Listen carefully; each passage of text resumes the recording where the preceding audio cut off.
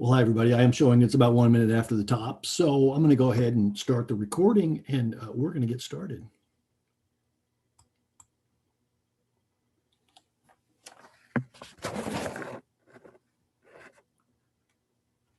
Next slide, please.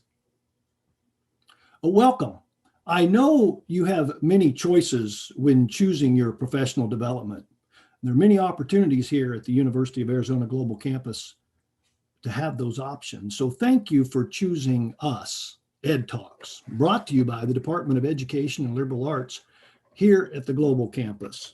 I'm Jackie Kiger, and I'm going to be your host for today, and I appreciate you being here with us. This will be our third presentation in our 8th series of education talks. Ed Talks are fashioned after TED Talks, that ever popular way of sharing concepts through personal storytelling.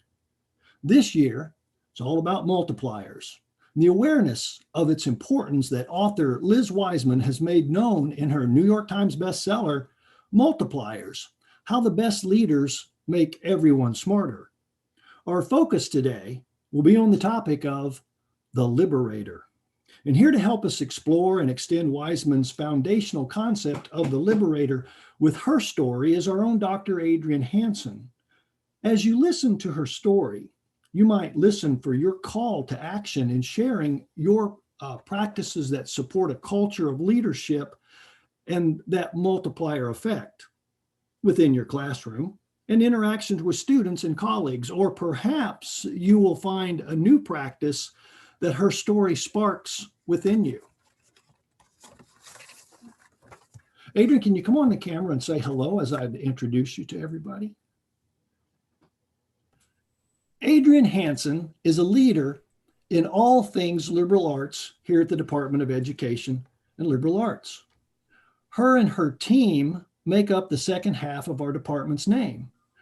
Dr. Hansen holds a Bachelor of Arts in English from Barnard College, a Master of Science in Scottish Literature and Comparative Literature from the University of Edinburgh. And Adrienne holds a Doctor of Philosophy in English from New York University. Prior to her role in leading our liberal arts department, she has served the university as chair of both the Applied Linguistics program and the English program. She leads by example, and she also teaches courses in information literacy, British literature, and English capstone. She is involved in university committees focused on faculty support, professional development, and scholarship, and on student retention and engagement. As a faculty editor for the University of Arizona Global Campus Humanities Review, a peer-reviewed journal of student essays in topics relevant to the humanities. She mentors students through the process of bringing original research to publication. Dr. Hansen lives in Colorado with her family and several spoiled cats. When not teaching, she enjoys reading fiction and writing fiction. She's an avid support and patron of the visual and performing arts in her community, as well as exploring the nearby mountains in which she lives. Adrienne, thank you so much for being here with us today. Next slide, please. I'm now going to ask that we remove our video so we can get started. As a reminder, Ed Talks are fashioned after TED Talks, the ever popular way of sharing personal stories for only 18 minutes of monologue. We do this because we want to hear your story, and we can best do that by sharing our stories. Our goal here is not necessarily to teach you anything new, as you are already an expert in your field. Our goal is to perhaps motivate you to try something new in your approach to helping your students succeed. At the end of our Ed Talk today, we look forward to learning your story of what you are doing or will do in your approach as a liberator. Next slide, please. But for now, please hold your chat comments to the end, as I do not want you to miss a single word. And with that, Adrienne, the microphone is yours. Thank you, Jackie. Are you a liberator? What does it mean to be a liberator? When I think of the word liberator, I think of some of our modern heroes, men and women who risked and gave their lives and livelihoods to enable change, equality, and personal liberty. The allies of World War II, Dr. Martin Luther King Jr., the great feminist icons of the 20th century who paved the way for generations of women to first vote, then strive for equality in the workplace. I think of the men and women of our armed forces, some of them are students, who keep peace in war-torn regions, bring assistance when natural disasters strike, and even liberate communities from tyranny and oppression. As an English professor, I can't help but think of some of the great liberators of fiction. The role of liberator is almost a prerequisite for the archetype of the epic hero. Odysseus, Homer's Greek hero of the Trojan War, helps to liberate Helen from her abductor Paris, and later his men from the Cyclops Polyphemus. Never mind that it's debatable whether Helen actually wanted to be rescued and returned to her husband, and that Odysseus attempted to get out of the whole thing by pretending to be insane. There is Aeneas, the mythical founder of the city of Rome, who in Virgil's epic tale gathers the small group of survivors of the Trojan War and finds a new home for them in Italy. Beowulf liberates the Danes from the monster Grendel, and later his own people from a fire-breathing dragon. In a more modern example, Frodo Baggins, the Hobbit in J.R. Tolkien's The Lord of the Rings trilogy, is an unlikely liberator who must ultimately embrace the challenge to save Middle-earth from the evil Lord Sauron by throwing the ring into Mount Doom. And let's not forget Éowyn, the Lady of Rohan, who rides into battle alongside the Hobbit Merry and kills the Witch King in the Battle of Pelennor Fields. Some of the best examples of liberators in 21st century fiction come from the world of young adult novels. My personal favorite is Katniss Everdeen, of Suzanne Collins's The Hunger Games trilogy. In her book Multipliers, How the Best Leaders Make Everyone Smarter, Liz Wiseman situates the figure of the liberator within an organizational setting. She writes that multipliers liberate people from the oppressive forces within corporate hierarchy. They free people to think, to speak, and to act with reason. They create an environment where the best ideas surface and where people do their best work. The liberator is a multiplier who creates an environment where intelligence is engaged, grown, and transformed into concrete successes. Wiseman identifies the conditions for this kind of success. The environment where good things happen is one in which people generate ideas easily, learn rapidly, adapt well to new situations, work collaboratively, solve problems, and accomplish difficult tasks. But how does one become a liberator? Wiseman identifies 3 practices of the liberator which give us a starting point.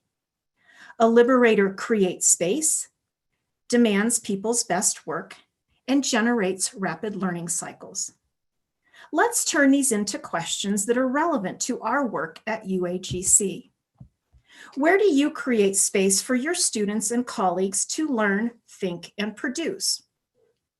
How do you encourage those around you to do their best work? How do you facilitate rapid learning in yourself and others?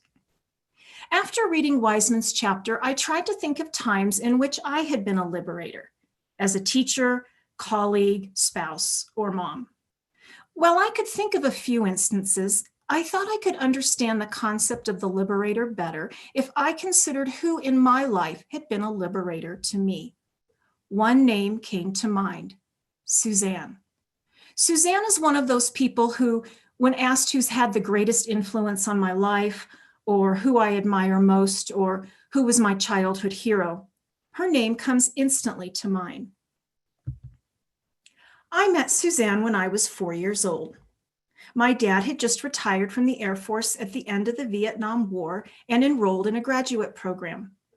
On Fridays, he would meet a friend at the old university tennis courts for some exercise, and afterwards, they would have coffee and donuts at a nearby shop. Every Friday morning, the same woman stood behind the counter. late 40s, dressed more for a ladies' tea party than Dunkin' Donuts, in an elegant and expensive-looking flowered skirt and matching sweater, hair carefully styled and set, Chanel red lipstick, and with a strong accent. One morning, my dad got up his nerve to ask her where she was from. She became somewhat defensive. She was French, from Paris, and she hadn't always worked in a donut shop. She was a piano teacher. I'm not sure my dad actually believed her, but he asked if she would be willing to teach a 4-year-old. My preschool teacher had told my parents that I should start music lessons. While the other kids sat quietly for story time, I would persist in singing and banging on toy instruments in one corner of the classroom. Suzanne replied that 4 was the perfect age. She had begun at age 3. We lived out in the country back then in my grandparents' farmhouse. And the following week, Suzanne, the donut lady, rumbled up our dusty road in an oversized burgundy Cadillac, which she called Emily. To this day, I can still conjure up the smell of Emily's leather seats baking in the sun as the neighborhood kids climbed in and around the car. We had found a few other families along the road who wanted piano lessons for their children also. So she was more than happy to make the trip out for a new group of students and some additional income. We didn't have a piano, so Suzanne taught me to recognize the keyboard drawn on poster board on the kitchen table. After a few months, my dad scraped together enough to buy a small piano. As he likes to say, on credit, lots of credit. Suzanne thought I had promise, declared me a scholarship student, and settled on tuition far below the going rate. Who was this Suzanne? A donut lady who seemed to have fallen on hard times herself, giving a scholarship to a 4-year-old? Who does that? Fast forward 9 years. When I was 13 years old, Suzanne decided it was time to try something challenging, and she introduced me to Chopin's Fantasy Impromptu. If you aren't familiar with the piece, you may recognize the song, I'm Always Chasing Rainbows, which was used in several movies in the 1940s and sung famously by Judy Garland. That beautiful melody sits in the middle of the piece, situated between 2 fast passages in which the right hand plays 4 notes per beat and the left hand plays 3 notes per beat. The syncopated rhythm can be quite challenging to play, especially at a high rate of speed. But as I felt myself soar with the melody, I was in love. Piano lessons and piano practice were no longer something I did. A concert pianist is what I wanted to be. The teenage years were difficult at both school and home, and the piano and Suzanne's house became a refuge. She was an accomplished painter in addition to being a pianist, and in every room of her house, oil paintings of different shapes and sizes hung from floor to ceiling. Most of them still lifes of flowers she had grown in her large garden. Her style influenced by French masters like Monet, Pissarro, and Cézanne. Leafy plants and ferns nestled in corners and on windowsills. And of course, in the center of the living room, her 9-foot Baldwin concert grand, which she kept gleaming with copious amounts of lemon oil. She decided I needed more than 1 lesson per week, and I found myself at her house 2 and 3 afternoons a week, often for hours at a time. My mother fretted about money. Once again, Suzanne declared me a scholarship student and only accepted a fee for 1 hour per week. When the teenage angst became too much, I declared to my parents that I was going to leave and go live at Suzanne's house. My mother's response was always, "No, you aren't. You'll starve. She has nothing in that fridge but the flowers she's painting." Wiseman identifies the first practice of the Liberator: create space. Suzanne's home represented many different kinds of spaces for me. It was a physical space and an aesthetic space, one of beauty, art, nature, and harmony. It was an emotional space where I could distance myself from problems at home and school It was also an intellectual space in which I had the freedom and encouragement to try out new compositions and new interpretations. Interestingly, Suzanne also enabled a financial space. I knew that my access to knowledge and experience would not be cut off due to my family's financial challenges. What kinds of spaces do our students need in order to flourish? And how can we create those spaces in the online environment? At the beginning of the 20th century, Virginia Woolf penned her famous essay, A Room of One's Own, in which she contemplated what was necessary for a woman of her generation to become a writer, an intellectual. She identified two necessities, a little money in the bank and a room of her own. My students love Woolf's essay because they identify with the need for physical, intellectual, and even financial space. Creating space, however, is only the first step. As Wiseman notes, liberators create space, but they demand the best work in return. When I was 15 years old, my town launched a music scholar exchange program with the city of Chester, England.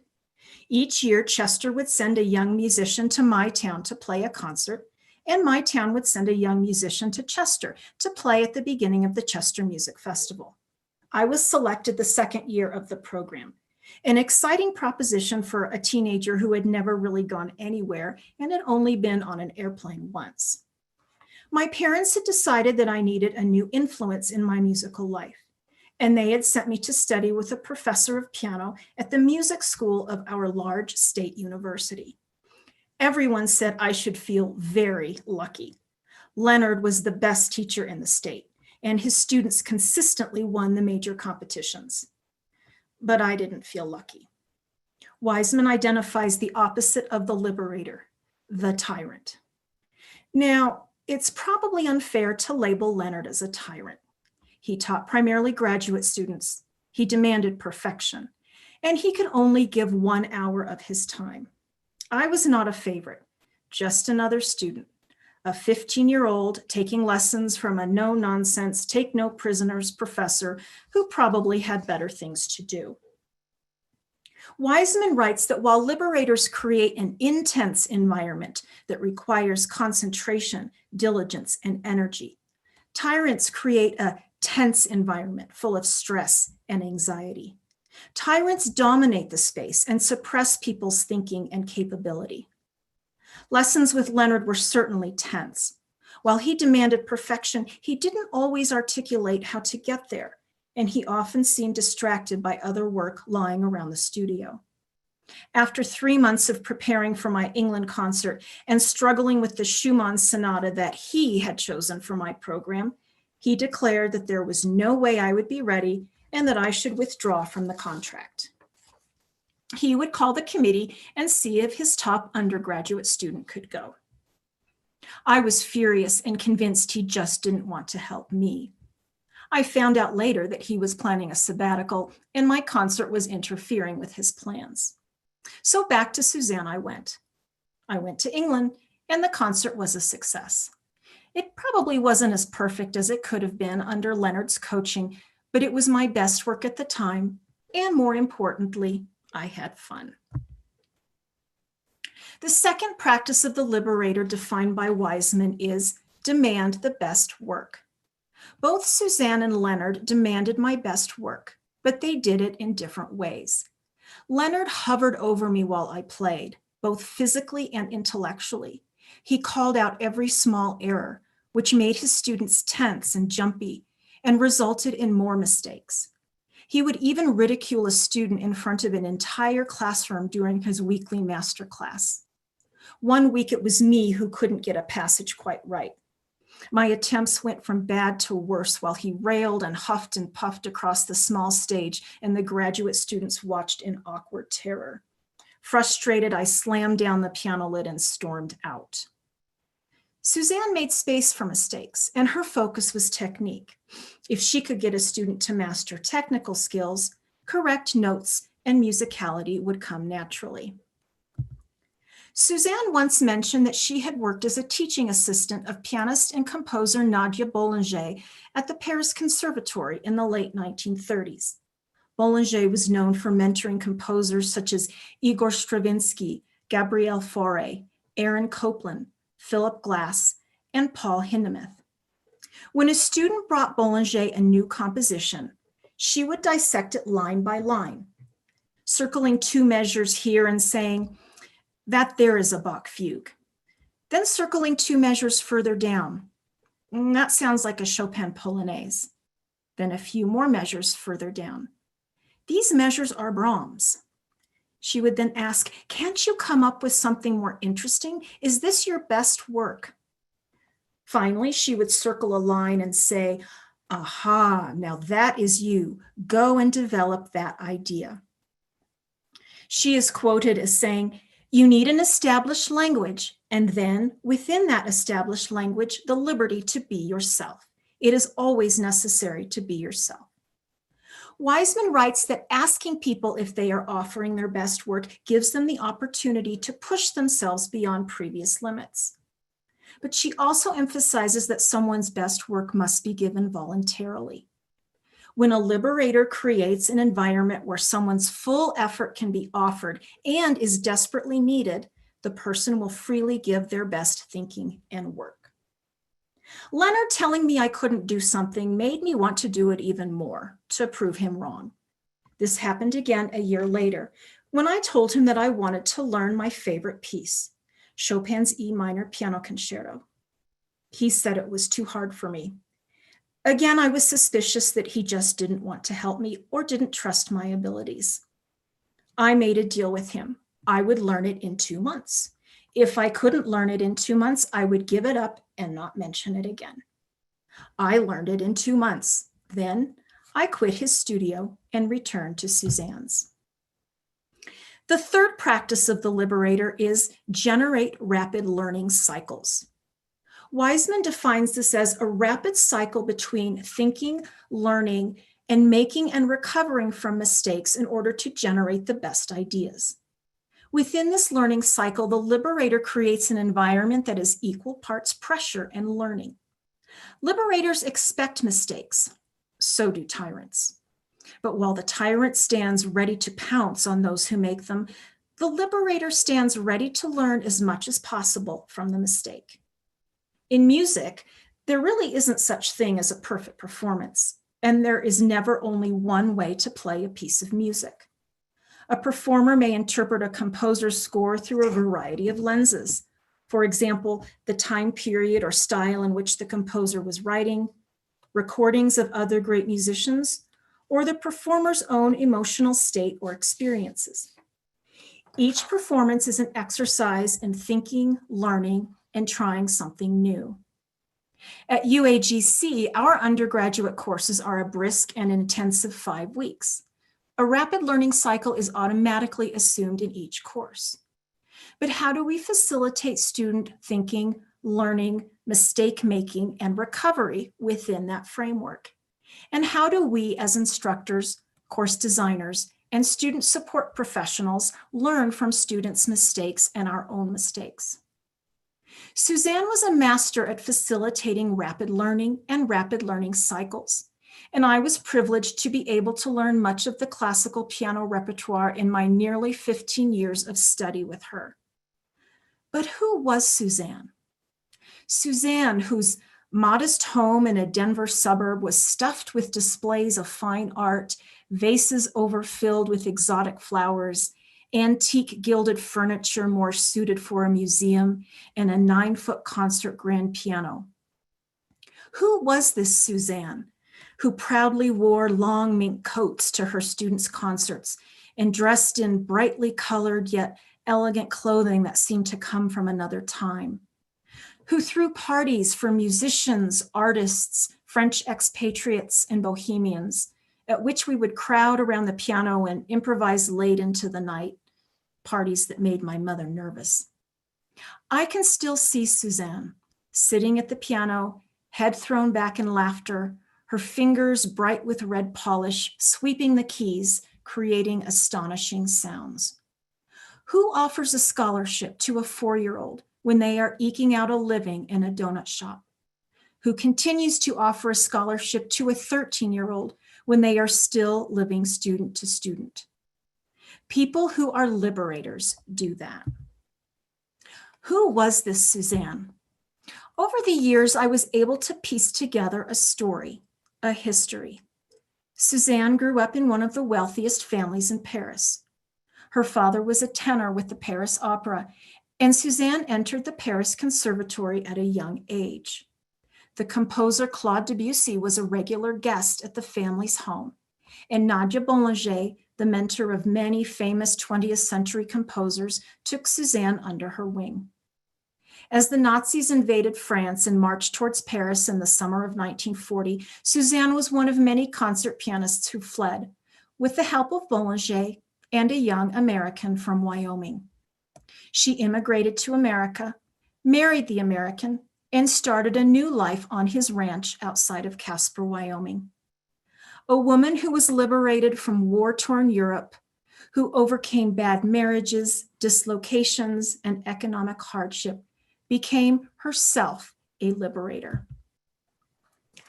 Wiseman notes that master teachers are by nature liberators, and she challenges us to think about the best teachers we have had. What type of learning environment did they create for you? How much space and freedom of thought did you have? What were the expectations for your performance? How were you stretched? How did you actually perform? Those master teachers, those liberators, can offer real-world examples of what it means to create space, demand the best work, and facilitate rapid cycles of learning. Students offer their best and boldest when a teacher liberator requires their best work and creates the environment in which to do that work. But as I asked the question, who is Suzanne? I also began to wonder, who are our students? What don't we know about them? What stories do they bring to the classroom? And how can those stories intersect with the space we create, our demand for the best work, and our facilitation of rapid learning? How can we tap into student stories and nurture the student-mentor relationship as liberators and not tyrants? I would like to conclude by revisiting our 3 questions prompted by Wiseman. Where do you create space for your students and colleagues to learn, think, and produce? How do you encourage those around you to do their best work? How do you facilitate rapid learning in yourself and others? What does a liberator professor do? Thanks for listening to my story. Jackie, back to you. Thank you, Adrienne. Thank you very much for sharing your story. Your liberator, Suzanne. And I think I speak for everyone when I say how much we appreciate you sharing her oil paintings as we listened along. How lovely a visual for such a heartwarming story as you've taken us to a place in our approach to teaching, a place where the sign simply reads, "Are you a liberator?" How wonderful it would be to think that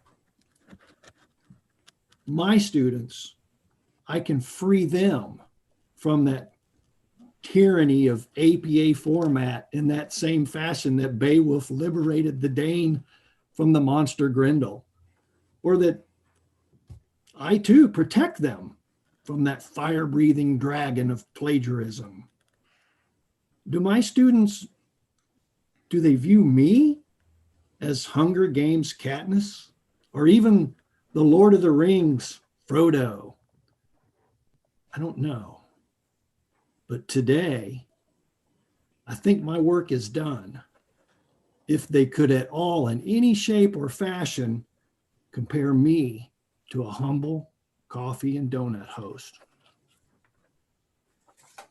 who, through a kind word and an offered opportunity to share music, created a space for music with a high standard that demanded the best, which changed a life forever.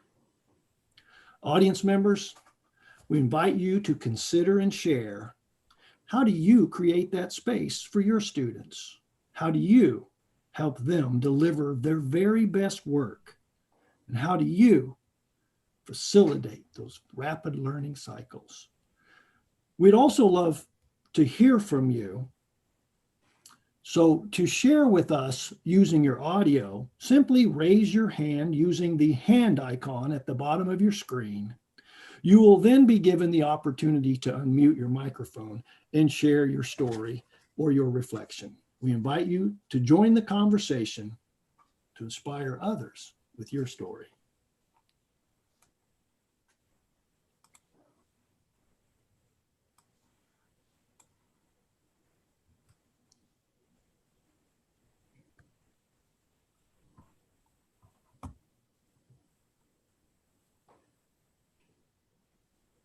Thank you, Patricia. It is so thought-provoking. I prepared my notes, but I almost went off of my notes because Adrian reminded us that to promote being yourself with our students. And when we promote our students to be their self, we welcome then that opportunity for them to be their very best self. And I just love that about this presentation today. And I love that about our Ed Talks. We give our presenters that same lectern to be themselves. And I think we saw that in full force today. Hi, Jackie. It's Allie. Hey, Allie, how are you today? I'm good. How are you? Great.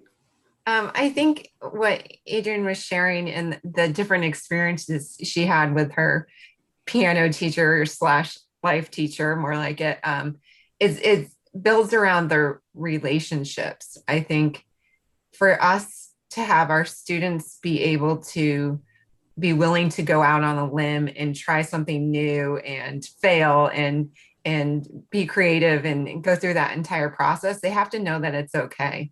So I think a lot of that relates to how we start our courses initially, and that very first work the students provide in making sure we're finding all the good we can out of it so that they're willing to try more and put in the effort.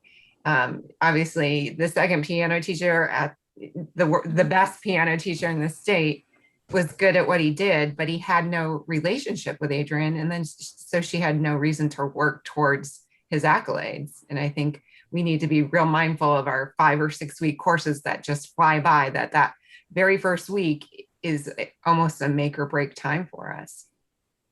Absolutely. Absolutely it is. And then you create that space, and thank you for reminding us of how that does come together in our classrooms. I see Kathleen Friedman, you have your hand raised. Yeah, and I just wanted to piggyback on what Allie was saying. I teach in the capstone courses for the Dell, and I often think about the instructors that the students have had prior to me, and did they make a connection with any of them? Do they have that person or that instructor that made a difference? And I guess what I'm trying to say is I like to be that instructor in the end for them. I like them to walk away from UAGC saying, wow, what a great experience I had having an instructor who cared about me and who wanted me to succeed, like we all do. Another thing that I came away with from this presentation was my 3 boys. And I wonder who they would say were their liberators. And I hope that they have them in their lives. And it doesn't necessarily need to be me or their father, but it would be interesting to ask. So I thank you for putting that nugget in my brain, Adrian, and helping me look at my own children differently and making sure they have a liberator in their life. That is awesome. I didn't think of that, but I was also wondering what our role is to find liberators for people who need them. For example, our children, are there people that we can seek out that can, give them education, something we can't? Or do we have a student who really needs something and we can't help, but we know somebody else who can? And perhaps there are ways of if we can't ourselves be the liberator, find one for students or children or whoever. needs them, who has that expertise. Absolutely. Kelly, you have your hand raised. We'd love to have you come on the mic. Thank you, Adrian. Thank you so much for that amazing willingness to be vulnerable and to share your story. And I think you're sitting in front of a piano, so I hope that means that you're going to play something for us. But one of the things that I was thinking about is this idea of how we have to commit to getting to know our students. And that takes different kind of time, and it takes time away from the 6-week intense curriculum. And it also takes a willingness to share ourselves and things that are important in our lives, and be willing to, maybe meet with the student at an off time and jump on Zoom so that they can see that, your dog interrupts and your kiddos are peeking through the window or whatever, because that makes you real as well. And I think it's challenging within 6 weeks to think about how to build those relationships. And yet time after time, we hear the power of how we can be liberators, but it does take a commitment, an investment of our time. So thank you for that. Thank you, Kelly. And yes, Adrian is sitting in front of her piano, and it's in visiting and getting to know her even more through this Ed Talk series. It's a big part of her life that now her children are going to be seeing the benefit of, and not to be too intrusive, but the paintings that we saw in the slide, she also has some of those same paintings in her home by Suzanne. Are those the ones that are behind you now? These are different ones. These are unsigned, which I pulled out of the trash in her garage. She was moving, and I walked in this was actually after I was no longer her student. I think I was in graduate school, and I stopped by to say hi, and she was moving, and she had a stack of them in the garage. I said, "What are you doing?" She said, "Oh, those aren't any good. The trash man has to take them." And I said, "He can't take those." And she didn't want to hear it. So my sister and I grabbed a bunch, and she didn't care. They are unsigned. My sisters were lost in a fire. So they're the only two I have left, and they make me happy. So they're very typical of what she had in her house. But these are a little bit different style. The ones that you saw online were later in her life, when she was a little bit more impressionistic. But one thing that after I finished the talk and I pretty much had it set, I was also thinking about how liberators impact us in other ways, not just related to a specific role or discipline. And I don't know if I hadn't have had her in my life, maybe I wouldn't have studied abroad. She's the one that kind of made me interested in going to Europe and doing a graduate program there. And maybe I wouldn't have gone on to grad school or done literature. There's a lot of things I may not have done in my life if I hadn't have seen that, yes, I can do that, and that is possible. And she kind of opened up a world of arts to me that I don't think I would have had otherwise. And we've never met her, and we've only heard her story now for about 18 minutes or so of her impact in your life. But I think that we're feeling inspired to say, what do we do now? Just seeing the impact that she had on your life, and the things and differences that we can do with our students. And I'd like to remind everybody, if you want to come on microphone, to use that virtual raise your hand so that I'll know you're willing. And I also want to point out a couple of things in the chat. Denise mentions being a liberator in the classroom requires being willing to be there, not just with a physical presence, but emotionally to connect with them, being willing to admit our struggles, errors, and the journey to be supportive of others. The whole person, I think we can agree, is required of good teaching, because in good teaching, there's good connecting.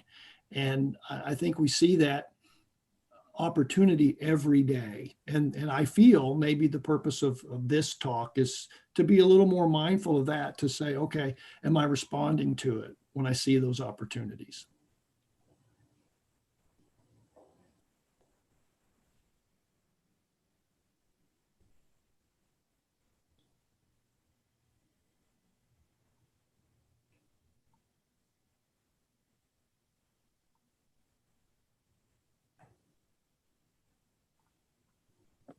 I'm just scrolling through here. I see where Ray has made a few posts, and I was trying to find that one he made. Here it is. He makes a mention about teaching back in 2008 the philosophies of punishment in an associate corrections course, and how that realization of the impact of the entire criminal justice systems and parents and societies. And we never know anyone's story. Sometimes it's baggage and sometimes it's assets, but we just don't know. And so, my takeaway from all of this, and Adrian did a wonderful job of reminding us, just as we weren't sure who Suzanne was, it became clear she was special. And then to hear her story, and then to Denise's point about finding that time to connect with students and learn their story too along the way, and then they in turn learn yours. And I think that's just being a good neighbor that happens to be a good teacher.